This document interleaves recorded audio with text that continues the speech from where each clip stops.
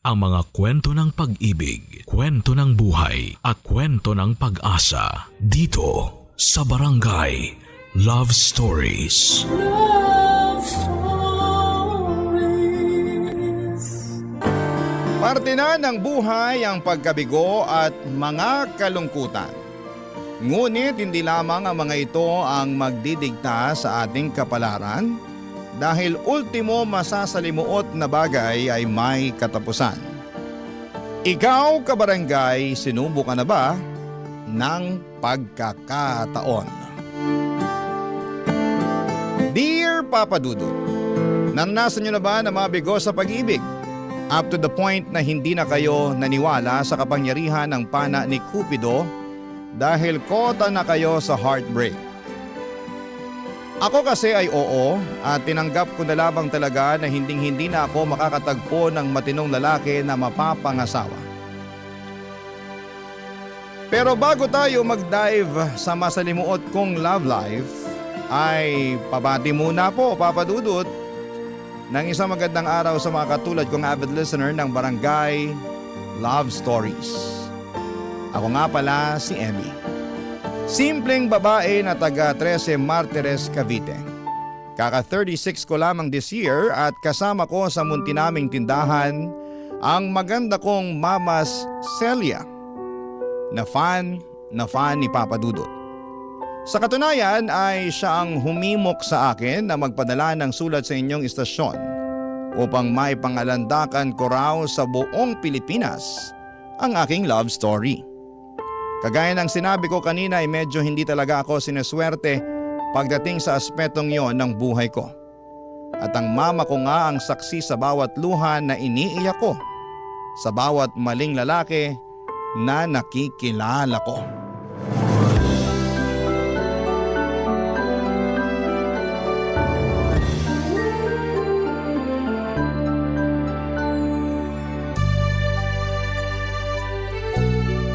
Grabe, Chiki! Ang galing mo talaga mag-organize ng surprise birthday party.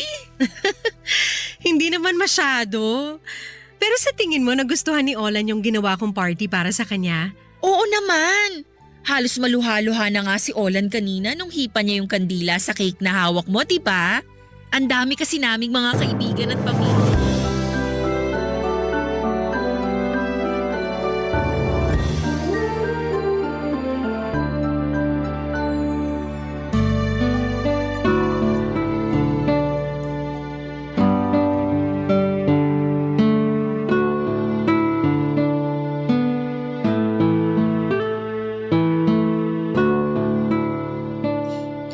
Tapos ayun, nagkahulihan na kaming tatlo.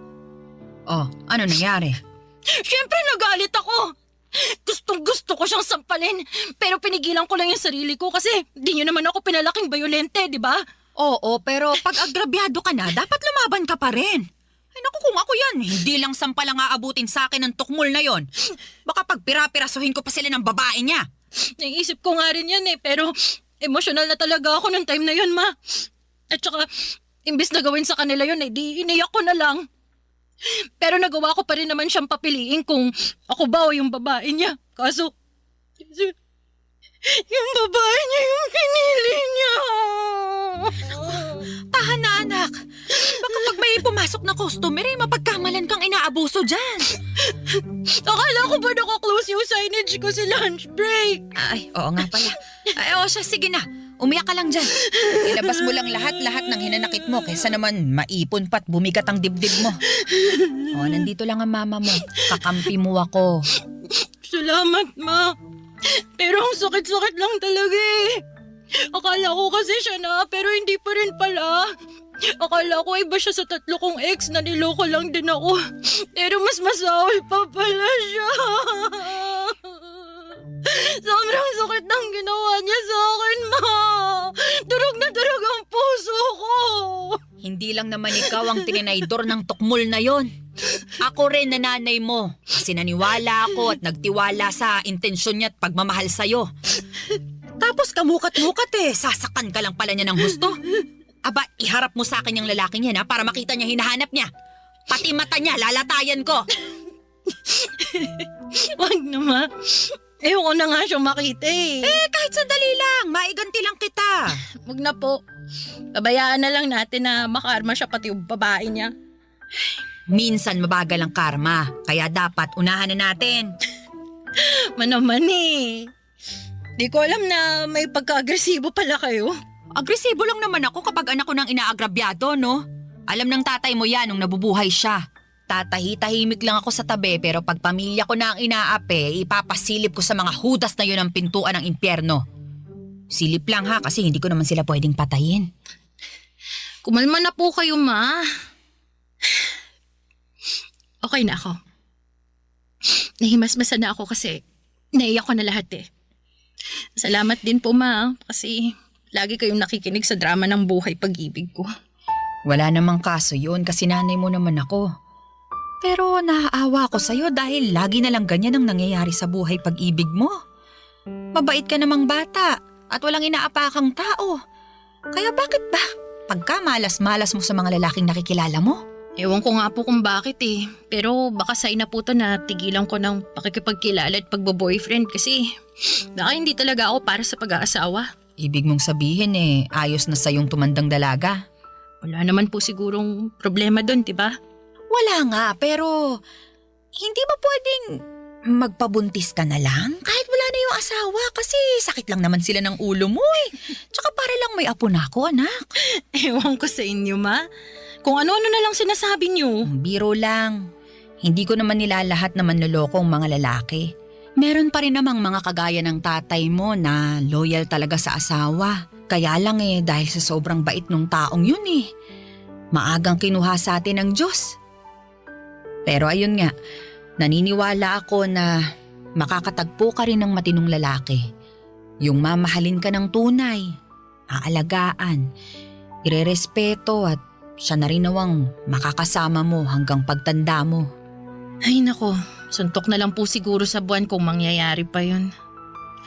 Basta ako, sinusumpa kong hindi na ako mai-inlove para hindi na rin ako masaktan.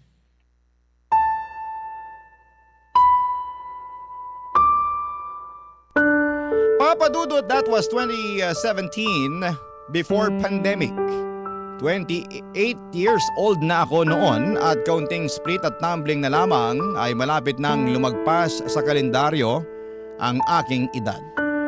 Nakaapat na boyfriend na rin naman ako simula makapagtapos ako sa kolehiyo pero lahat sila ay may common denominator. At yon ay ang pagiging unfaithful nila. Kaya nga pagkatapos ng huli kong heartbreak ay sumumpa ako sa harapan ng nanay ko with matching pa-cross my heart pa na hindi ako mai-in love. Kaya naman binuhos ko na lamang ang lahat ng panahon ko sa munti naming negosyo. Mayroon kasi kaming mini grocery at bigasan. Kami lang ng mama ko ang namamahala noon simula nang namatay ang papa ko at yun na talaga ang main source of income namin. Lalo na noong nag-resign ako sa trabaho matapos kong ma-burn out. Sa kakailangan din kasi ni mama ang aking tulong. Mabilis na lumipas ang 5 buwan. Masasabi kong okay naman ang takbo ng lahat hanggang sa may asungot na dumating sa buhay ko na ang pangalan ay Nolan.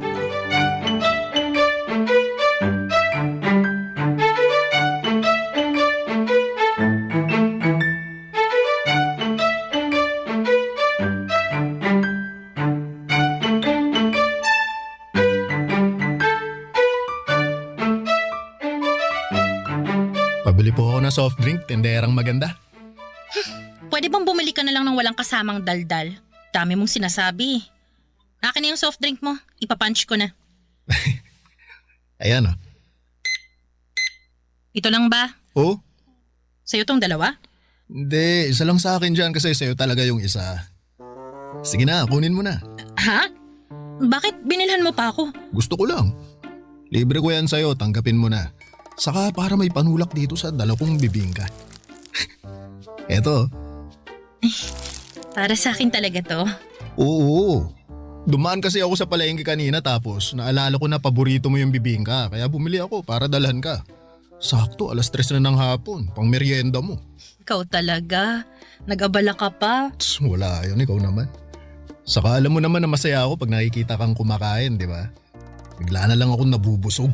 Naku, ang corny mo naman. Pero salamat dito Na-appreciate ko. Pero ang dami naman ito. 3 bibingin ka pa talaga. Kasi kay mama mo yung isa. Sa'yo yung 2. Di ko pa rin to mauubos kaya tag-isa na tayo. Sige na. Kunin mo na to kasi mukhang wala kang pambara dyan sa soft drink mo eh. Sige na nga, pero pwede ba akong magmerienda rito sa tindahan niyo para sabay na tayo? Ay, pwede. Para naman hindi na malungkot tong anak kong kumakain mag-isa. Ma, hindi naman ako malungkot Sus! Malungkot ka kaya kapag wala si Nolan.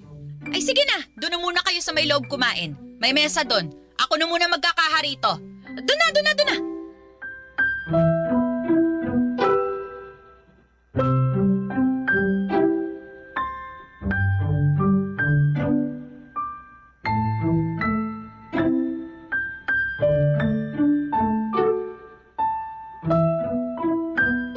Ma, kayo na mag-closing? Okay na kayo rito? Oo na, kayang-kaya ko na to. Ay, sige po. Aalis na ako. Diretso ka na ba sa bahay niyan? Opo, para makapagluto na ako ng hapunan natin. May bago akong recipe na susubukang lutuin. Siguruhin mo lang na masarap yan, ha? Kailan pa ba ako nagluto ng hindi masarap? Paalala lang naman. O siya, mag-iingat ka na. Gandang gabi po, Aling Celia. At sa'yo na rin, Emmy. O, magandang gabi rin, Nolan. May bibilhin ka ba? Naku, wala po.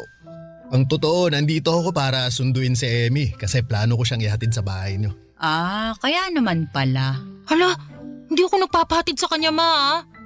Paano mo nalaman na uuwi ako ng ganitong oras, ha?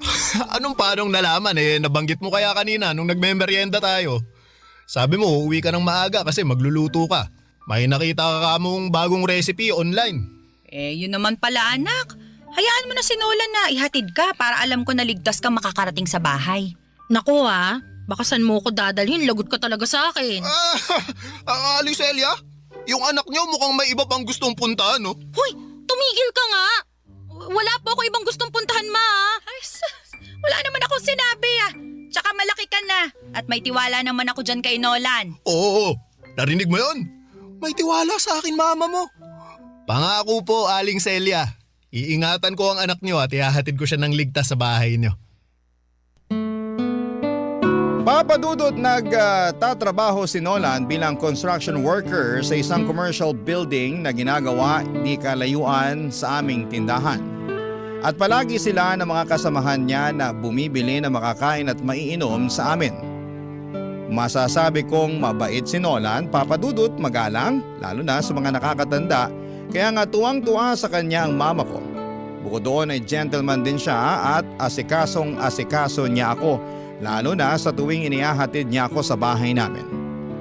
May kalayuan din kasi ang tinitirhan namin ni Mama sa tindahan namin at maraming aso sa daanan. Kaya naman very thankful ako kay Nola noon kasi siya ang nagiging pananggalang ko. Biro lang. That time, 1 buwan na akong nililigawan ni Nolan. Alam ko na sumumpa ako noon na hindi na mai-in love. Pero ibang atake ng pagdating ni Nolan sa buhay ko. Hindi kagaya ng mga ex-boyfriend ko ay hindi bumilis ang tibok ng puso ko at wala akong nakitang imaginary fireworks nang magtama ang aming mga paningin. Sa halip ay pagkayamot ang naramdaman ko matapos niyang kindatan agad ako. Pero nung unti-unti ko na siyang nakikilala, ay pawang kapayapaan na ng puso ko ang dala niya sa aking buhay, Papa Dudut. Barangay Love Stories. Barangay Love Stories. At dahil nga sa pagiging maginoo ni Nolan ay nagka-developan kami, Papa Dudut. Oo, nagustuhan ko rin naman siya, pero ayaw ko naman agad ibigay ang matamis kong oo sa kanya nang hindi niya pinaghihirapan yon. Ano siya, sinuswerte? Kaya nga sinabi ko na kung gusto niya akong maging kasintahan ay ligawan muna niya ako. Bagay na ginawa naman niya at ipinagpaalam na rin sa mama ko. Sa loob ng 1 buwan na panliligaw ni Nolan ay nakilala ko siya ng husto. Nalaman ko na taga Agusan del Sur ang angkan niya at doon siya pinanganak at lumaki. Pero dahil sa hirap ng buhay ay sumama siya sa kanyang tiyuhin noong lumuwas ito sa Maynila. Bago siya naging construction worker ay marami na ring trabaho ang pinasok ni Nolan, pero dahil sa kontraktual lamang siya kaya panandalian lamang ang mga ito. Sa totoo lang ay walang kaso sa akin ang pagiging construction worker niya, pero sa ibang tao ay meron, Papa Dudut.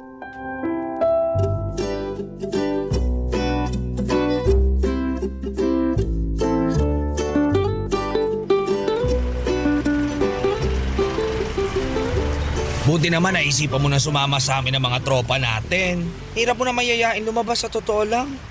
Kaya ito, sinundo na kita para wala ka ng kawala. Grabe naman yung parang wala na akong kawala, Mon. Pero mas grabe ka kasi daig mo pa yung artista sa hirap mong hanapan ng bakanting oras para mailabas. Miss ka na namin kakwentuhan, no? Miss ko na rin naman kayo. Kaso alam mo naman na walang katulong si Mama sa tindahan namin, di ba? Buti na nga lang nandyan yung pinsang ko na kinuha muna niyang tindera kasi gusto raw mamasukan ngayong bakasyon. Kaya ito, may oras na ako para lumabas. Buti naman. Emmy! Emmy! Hello? Ay, sino yun? Oh, Nolan! Ikaw pala! Nula. Sabi na ikaw yan eh. Papunta na sana ako sa tindahan nyo para makita ka pero ikaw ang nakita ko rito ngayon sa kalsada. May pupuntahan ka ba? Oo, meron nga. At saka kasama ko si Mond, kaibigan ko. Mond, si Nolan. Nolan, si Mond. Ay, hello. Bale, lalabas kami at kikitain yung iba naming kaibigan. Ah, ganun ba? Sayang, may dala pa naman ako suma, no? Merienda sana natin eh. Naku, pasensya ka na ha. Ikaw na lang muna magmerienda mag-isa. Sa susunod na lang tayo kumain ng sabay. Ah, sige, sige. Basta mag-iingat kayo at enjoy sa labas nyo, ha? Salamat. Balik na ako dun sa mga kasamaan ko. Sila na lang sabayan kong magmerienda. Okay, bye. Bye! Nakakaloka ka, friend. Bakit naman? Sayang yung suman, charing. Luka-luka to. Pero di mo sinabi may kilala ka palang construction worker. Pero base sa usapan nyo, kung di lang kayo basta magkakilala, dinalang ka pa niya ng merienda. Sayang, may alista, yes. Hindi ko pala nasabi sa'yo na may manliligaw ako.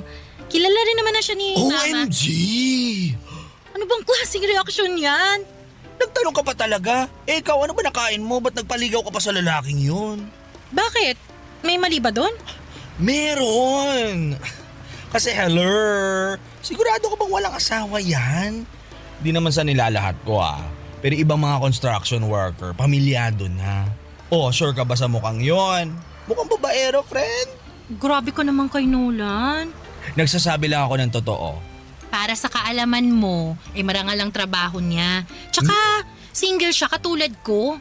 Tingin mo papayag ako magpaligaw sa kanya kung pamilyado na siya? Isip-isip din, friend, ha? Nag-iisip ako, no? Nag-iisip ka nga. Puro naman masasama.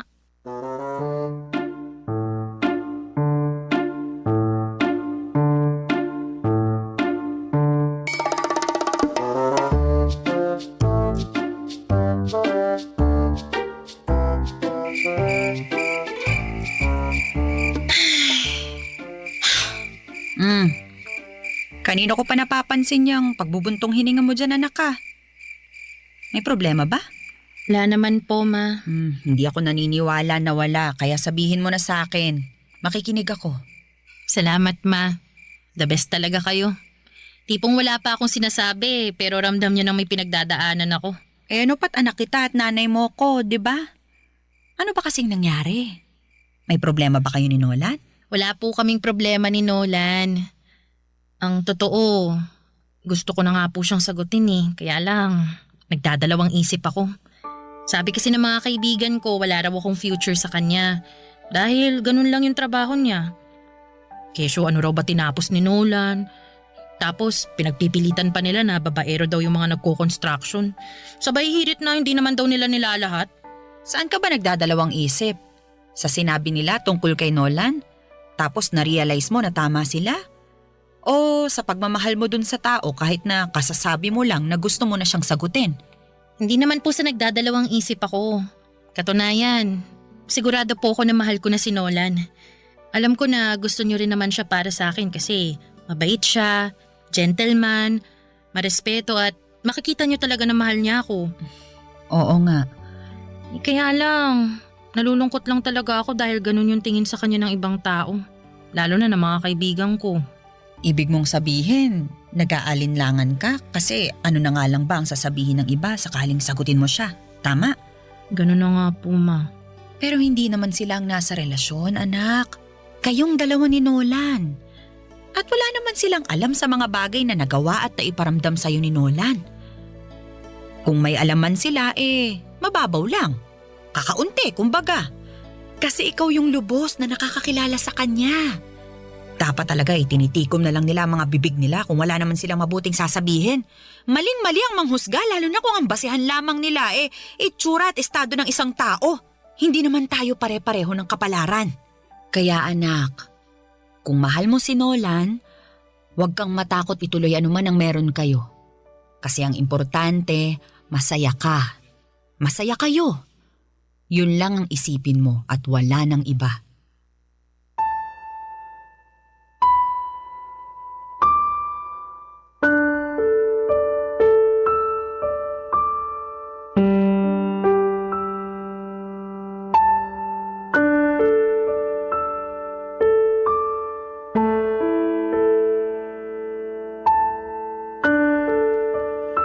Papa Dudut, mga kabarangay, kahit kailan talaga ang nanay ko ang laging kakampi ko sa lahat ng aspeto ng aking buhay. Nariyan siya para bigyan ako ng gabay. Alam ko sa aking puso na hindi ko na lang basta nagugustuhan si Nolan dahil mahal ko na siya. Kaya nga malaki ang pasasalamat ko sa aking mama kasi sinuportahan niya ako sa plano kong pagsagot kay Nolan upang maging boyfriend ko. Makaraan ng 2 buwan simula nang maging kami, ay nag-live-in na rin kami matapos niya akong mabuntis. Bale, doon muna kami sa bahay tumira at tumao pa rin ako sa aming tindahan habang nagtatrabaho po itong si Nolan. Kaya lang ay nakunan ako at masasabi ko na mas masakit pa yon kesa sa mga heartbreaks na napagdaanan ko. Taong 2019 ay sinubukan ulit naming makabuo ni Nolan pero sa pangalawang pagkakataon ay nawala na naman sa amin ang anak namin. Sobrang sakit, Papa Dudut, dahil bilang isang ina na 2 beses namatayan ng anak ay durog na ang puso ko. Bukod sa mama ko ay saksi rin si Nolan sa aking pagdadalamhati, Papa Dudut.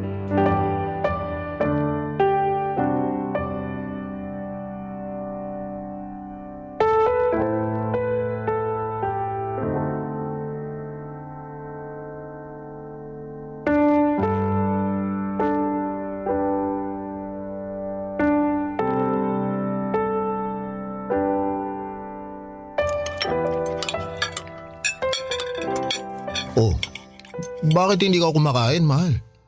Ang sarap-sarap ng luto kong sinigang, di ba? Paborito mo yan? Oo nga, pero hindi ko malasahan eh. Nako, ay sakit ka ba? Wala, pero wala lang din akong ganang kumain. Di nga ako gutom kaya matutulog na lang siguro ako. Uy, teka, mamaya ka nang umalis, mahal. Bakit ba? Anong bakit ba? Kanina ka pa hindi kumakain tapos sasabihin mo hindi ka nagugutom? Totoo namang hindi pa ako nagugutom. Sa lagay marunong ka pa sa tiyan ko. Hindi naman sa nagmamarunong ako pero bakit ka ba kasi naiinis dyan? Nagtanong ka pa. Sinong hindi maiinis sa kakulitan mo? Saan ka nakakita ng pinakain kahit busog? Sige nga. Nag-aalala lang naman ako sa'yo bilang asawa mo. Pues hindi ko kailangan ng pag-aalala mo. Kaya kong sarili ko. Oh, bakit ka ba sumisigaw? Nakakainis ka kasi. Alam mo, buti pa maghiwalay na tayo. Ha? Ano bang sinasabi mo dyan? Sabi ko maghiwalay na lang tayo. Kasi wala namang saysa yung pagsasama natin dahil wala tayong anak. Di ba? 2 beses na akong nakunan. Ibig sabihin walang kakayahan ang lintik na matres na to na magdala ng bata. Kaya laging nalalaglag at nawawala sa atin. Kaya naisip ko na baka ayaw talaga tayong bigyan ng anak. Kaya nga hiwalayan mo na lang ako para makahanap ka ng babaeng kaya kang gawing tatay. Bakit ko naman gagawin yun? Mahal kita. Hindi ka ba nakikinig? Hindi nga kita kayang gawing tatay. Hindi kita kayang bigyan ng anak kasi nga may problema yata tong matres ko. 2 anak na natin yung nawala sa atin, Nolan. At kahit na gustuhin ko pang subukan ulit natin, natatakot na ako baka maulit lang yung nangyari. Ang sakit-sakit sa akin. Bilang isang babae na umaasa na magiging nanay, tapos sa isang iglap mawawala na lang sa sinapupunan ko yung anak natin. Na minsan ko naramdamang buhay na buhay sa loob ko. Kaya nga tinanggap ko na lang na hindi tayo magkakaanak eh. Kaya hindi kita pipiliting samahan ako sa buwisit na sitwasyon na to. Ako ang pumili na samahan ka at manatili sa tabi mo dahil hindi lang naman pagkakaroon ng anak ang habol ko sa relasyon natin, Emmy. Mahal na mahal kita at hindi ko kayang mabuhay na wala ka sa piling ko. Baka nasasabi mo lang yan sa ngayon. Pero babawiin mo rin yan pag tumagal. Kaya nga hanggat kaya ko pang matiis yung sakit, iwanan mo na lang ako. Hindi ko gagawin yun dahil mahal kita. At kapag mahal ka ng isang tao, di ka nila iiwan anuman ang mangyari. Ewan ko sa'yo, Nolan. Bakit ba ang tigas ng ulo mo? Makinig ka naman sa akin, oh. Binibigay ko na nga sa'yo yung kalayaan mo kasi ikaw meron ka pang pagpipilian. Pwede ka pang magkaanak. Samantalang ako hindi na. Ayoko nang magkaanak kung hindi naman kita makakasama. Ayos lang sa akin na hindi maging tatay.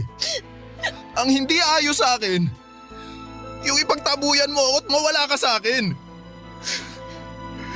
Mahal kita, Emmy. Hindi lang sa mga panahon na mabuti, kundi lalong-lalo na sa mga pagkakataong sinusubok tayo. At nakahanda akong patunayan sa iyo yung pagmamahal na yun sa pamamagitan ng pananatili sa tabi mo. Kaya pakiusap, huwag mo na akong paalisin. Huwag mo na akong itaboy. Kasi nasasaktan ako.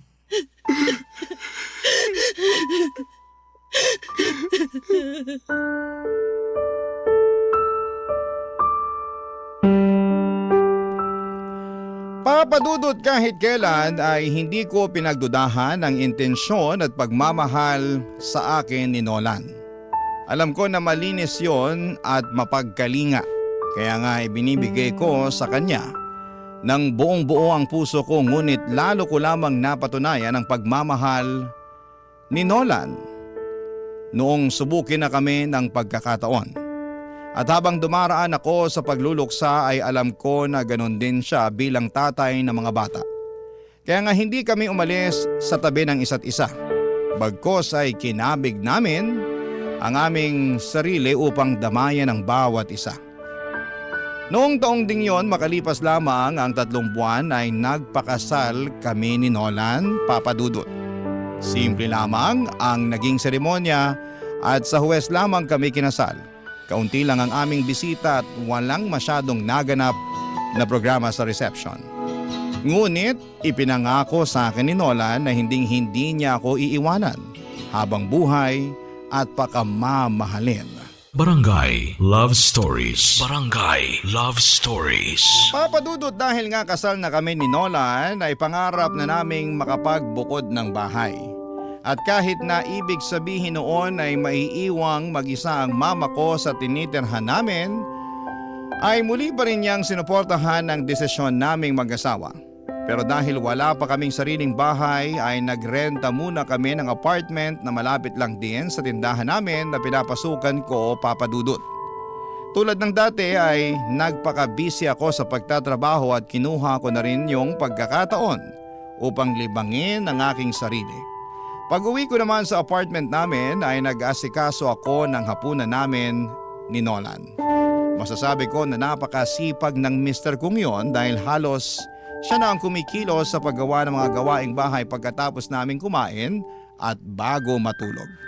Siya rin ang naglalaba ng mga damit namin tuwing day off niya at pagkatapos ay hindi siya pumapalya na ilabas ako para makapasyal naman kami.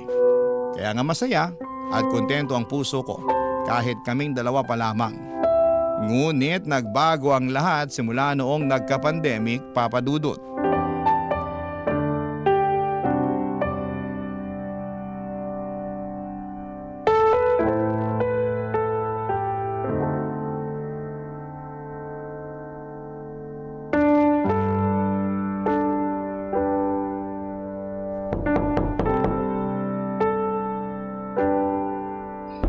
nandyan na. Hi, mahal. Hello, mahal. Ako nang bahala mag-disinfect ng sapatos mo dyan sa labas. Pasok ka na kasi mukhang pagod na pagod ka eh. Oo nga, hinahanap na ng puwet ko yung upuan eh. Upo ka muna tapos mag-spray ka ng alcohol. Isasara ko na muna tong pinto. O sige. Gusto mo ng tubig? Mamaya na, di naman ako nauuhaw. Pero pwede bang mag-usap tayo kasi may sasabihin sana ako. Ano yun?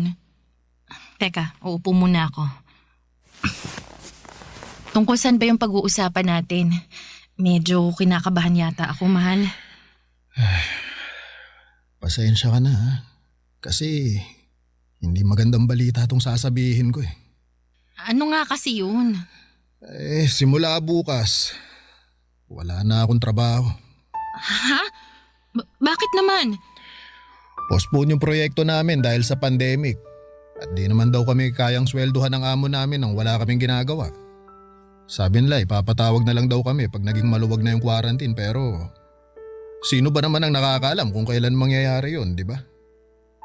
Saka tinapat na kami ng forma namin na baka matagalan pa yun kaya mabuti pa maghanap-hanap na raw kami ng ibang mapagkakakitaan. Nako, ang hirap pa naman maghanap ng bagong trabaho ngayon dahil sa higpit ng quarantine. Oo nga pero hindi naman tayo pwedeng tumigil at umasa na lang sa ayuda ng gobyerno dahil matagal pa yun. Kaya nga may naiisip akong gawin kaso hindi ko alam kung paano ko sisimulan. Sige lang, sabihin mo sa akin, baka makatulong ako. Gusto ko sanang mag-apply na rider. Yun bang nagde-deliver ng pagkain at kung ano-anong pasabay na pwedeng bilhin sa labas? Uso naman yun ngayon lalo kailangan ng mga tao dahil nga limitado pa yung pwedeng lumabas, di ba? Kaya lang, ang problema wala akong motor eh. Naisip ko namang hiram sa tsuhin ko pero hindi pa ako nakakapagsabi. Kaya lang, sabi mo nga, di ba? Uso yun ngayon kaya baka ginagamit din ng tsuhin mo yung motor niya. Ay, buti pa, kay mama tayo manghiram. Hindi ng motor kasi wala naman siya nun eh. Yung pera pambili ng motor, kahit yung mumurahin lang. Uy, naku wag na. Nakakaya naman sa mama mo, mahal. Hindi yun. Akong bahala. Tsaka sigurado naman ako na maiintindihan ni mama yung sitwasyon eh. Subukan lang natin. Kung may papahiram siya, edi salamat. Kung wala, salamat pa rin. Ay, kunin ko lang yung cellphone ko. Tawagan ko siya.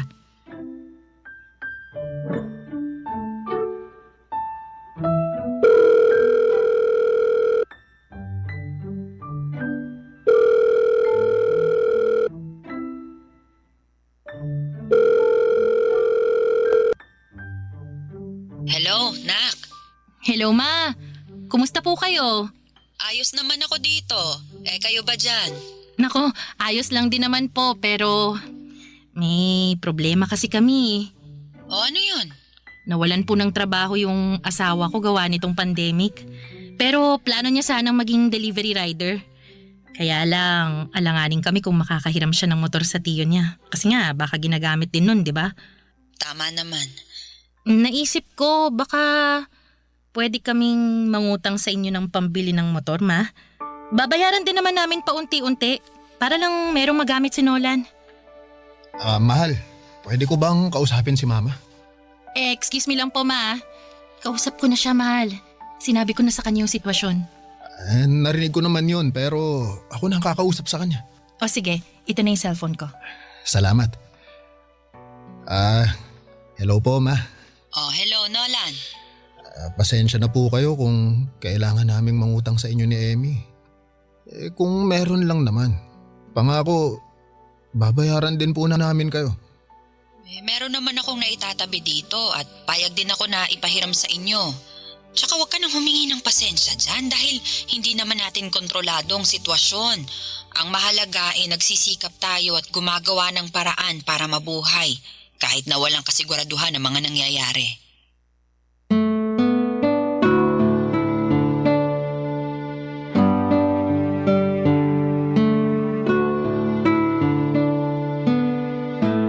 Papadudot malaki ang naging epekto ng pandemic hindi lang sa amin ngunit sa karamihan ng mga Pilipino na naghahanap buhay. Naparalisa talaga nito ng husto ang kabuhayan natin, ngunit hindi nawala ng pag-asa ang asawa ko dahil madiskarte siya. Malaki rin ang pasasalamat ko sa aking nanay na nagpahiram sa amin ng pera upang maipambili niya ng motor na siyang ginagamit niya sa pagdi-deliver. Sobrang sipag at tiyaga ng asawa ko sa ginagawa niya. Kaya bilib na bilib ako sa kanya. Laging sinasabi sa akin ni Nola na gagawin niya ang lahat. Maibigay lang sa akin at sa magiging anak namin ang aming pangangailangan. At nakita ko talaga kung gaano siya ka-dedikado at ka-determinado. Bagay na lagi kong pinagmamalaki sa mama ko. Alam ko na nasa tamang lalaki na ako kaya masayang masaya ko. Isang gabi habang malakas ang buhos ng ulan, sa labas ay mayroong nangyari na masasabi kong nagpabago ng husto sa buhay naming mag-asawa, Papa Dudut.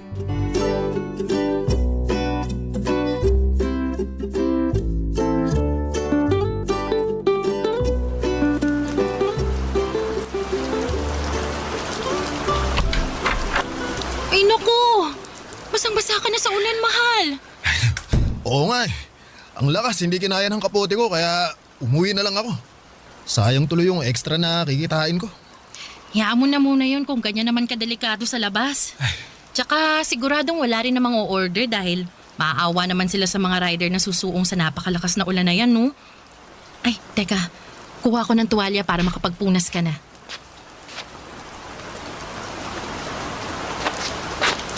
O, ayan. Magpunas ka muna. Salamat, mahal. Maligo ka na kaya? Baka magkasakit ka niyan eh. Maya-maya kaunti. Medyo giniginaw pa ako eh. Gusto mo bang lagyan ko ng mainit na tubig yung pampaligo mo para hindi ka ginawin?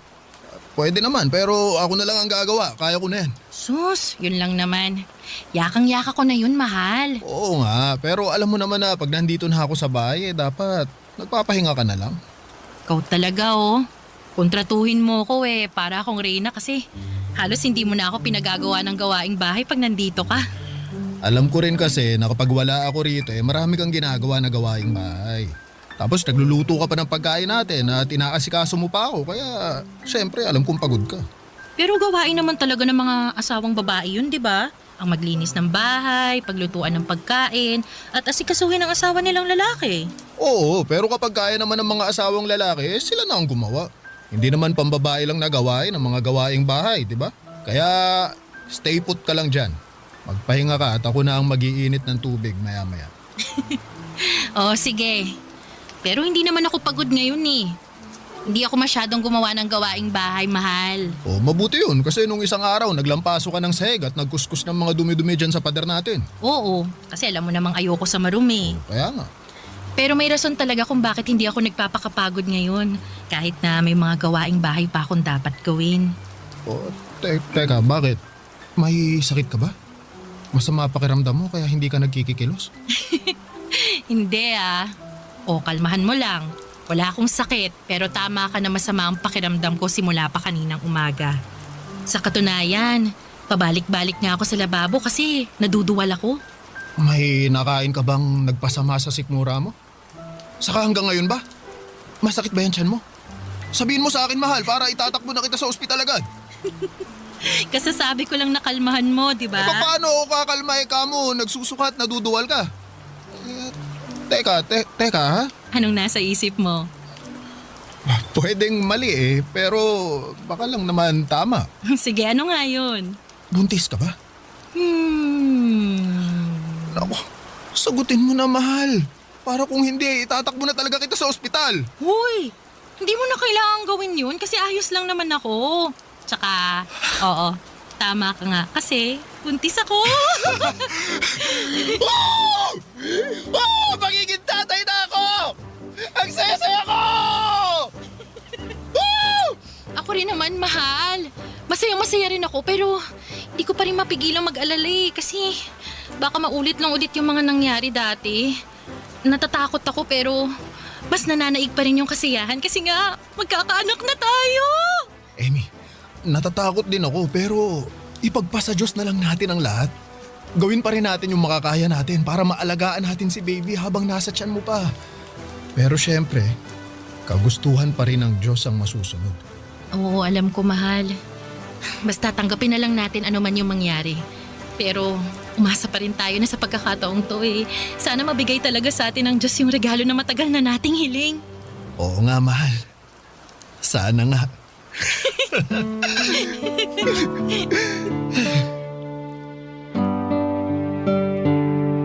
Papa Dudut, hindi naging madali ang pagbubuntis ko at todo-todong pag-iingat ang ginawa ko upang hindi mawala sa amin ang aming anak.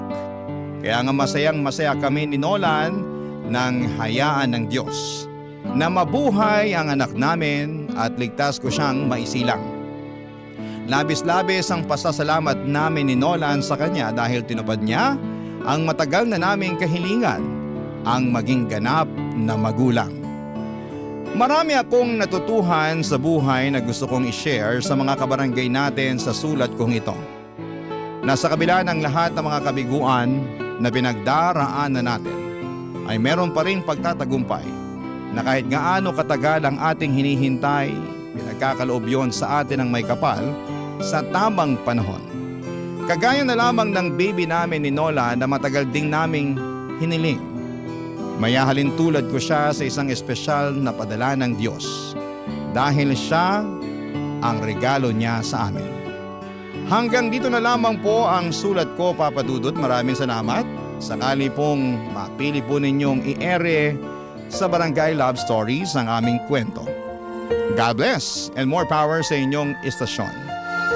Ang inyong kapuso at kabarangay forever, Emmy. Nakakaantig naman talaga ang ating kwento. Ikaw ba, kabarangay? Nakarelate ka ba sa story natin ngayon? Kwentuhan naman tayo dito sa comment section.